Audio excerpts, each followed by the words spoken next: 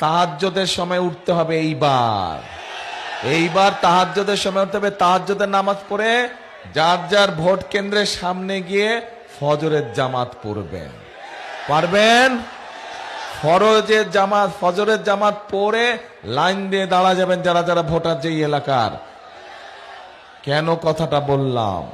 কথাটা এই কারণে বললাম যে গত 15 বছর যেমন আমিন আমিন নির্বাচন হয়েছে, নিশিরাতের নির্বাচন হয়েছে, মনে আছে না? মনে আছে, আপনাদের ভোট দিতে দেয় নাই। ঠিক একইভাবে এইবার আবার ষড়যন্ত্র শুরু হয়েছে একটা দলের।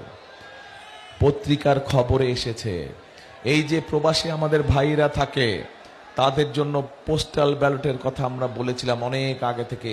এই সরকার সেটা পূরণ করেছে, সবটা না পেলে অনেকটা করেছে। কিন্তু পত্রিকার খবরে দেখলাম যে পোস্টাল ব্যালটগুলো সরিয়ে ফেলা হচ্ছে। দেখেছেন আপনারা খবরটাতে? কাজে ষড়যন্ত্র শুরু হয়েছে। আবার কি ষড়যন্ত্র হচ্ছে?